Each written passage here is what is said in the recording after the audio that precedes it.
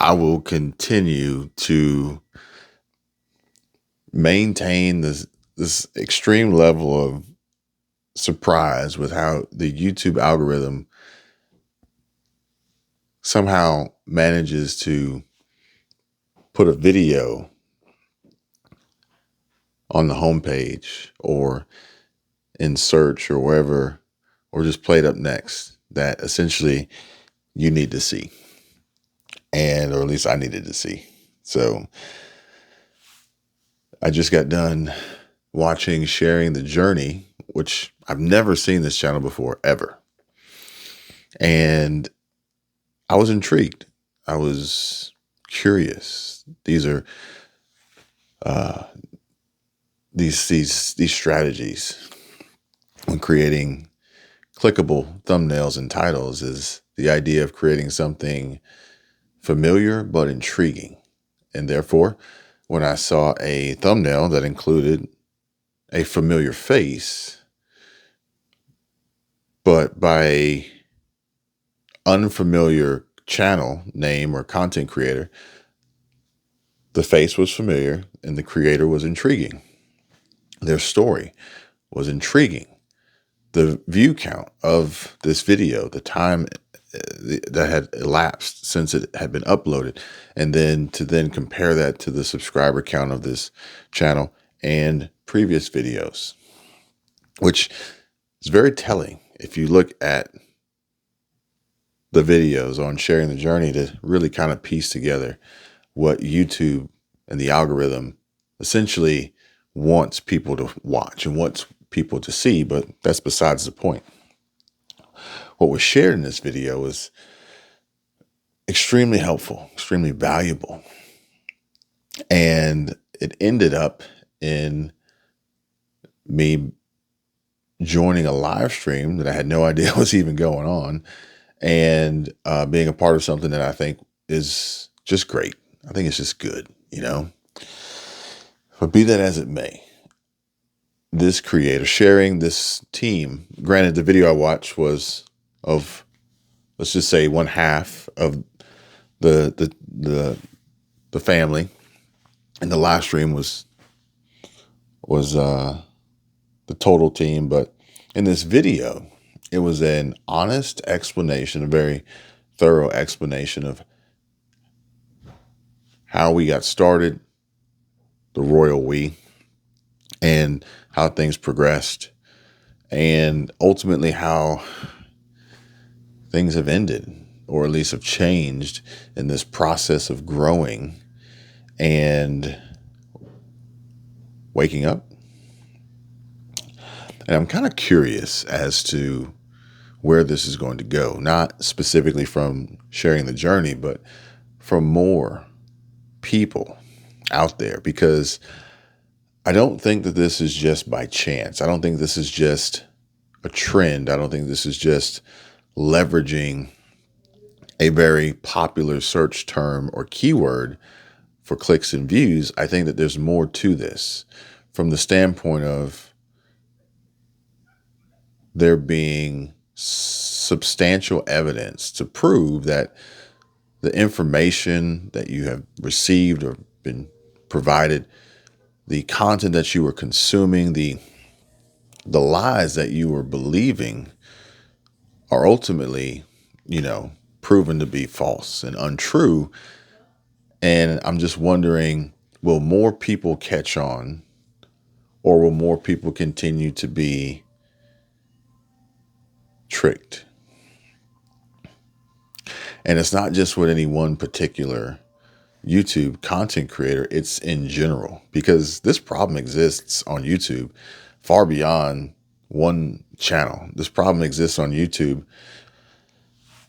to the links of which I can never even really begin to explain, because I don't think that the masses are ready and prepared for it. And there are also trolls that are waiting to then combat this, to continue to keep other people down. For what reason, I don't know.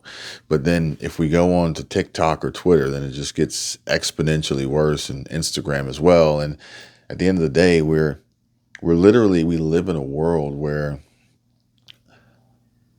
common sense is never trending. Common sense is never popular. And more people would love to believe and follow and subscribe to and share and and ingest and consume and set notifications for the garbage and the trash more so than what theoretically they say they want, which is more, which is better, which is change, which is ultimately not what you're getting.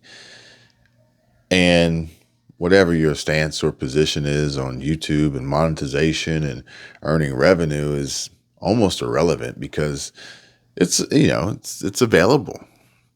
And if a creator, loose term here, if a and I've gone through this explanation, I'm going to call this person a borderline YouTuber and more so an uploader.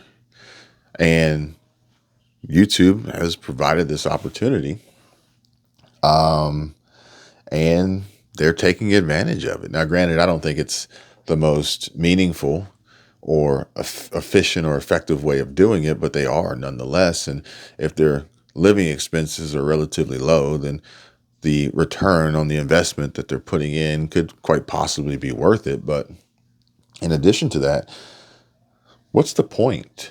But there are far more destructive vices out there that people engage and consume and waste their time and destroy their minds and bodies with on a regular basis that, this wouldn't even hold a candle to. So what are we really arguing about? But I guess that's it. We're not really arguing. Although some would love to believe that that's the case, or perhaps maybe we're riding coattails or degrading or trying to remember the term that somebody used. But, people can say what they want. People can do what they want.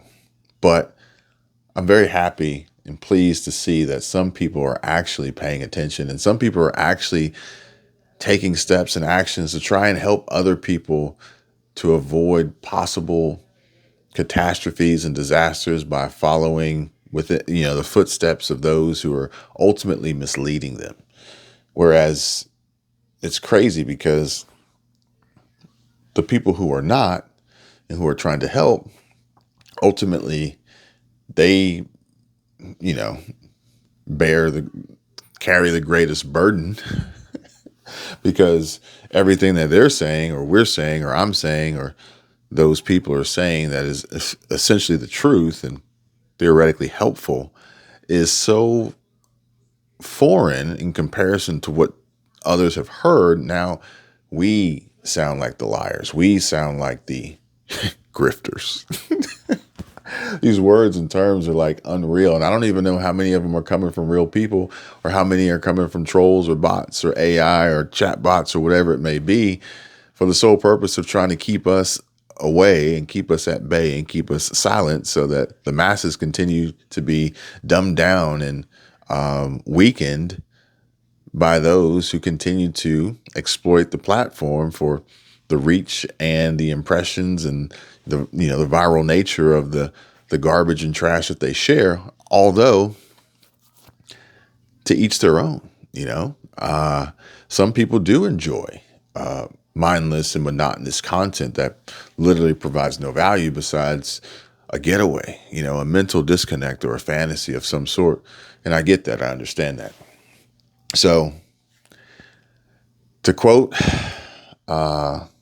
sharing the journey, and something that really kind of made me smile when I was watching this video of his explanation of why he was at once a subscriber and since unsubscribed to this said channel was,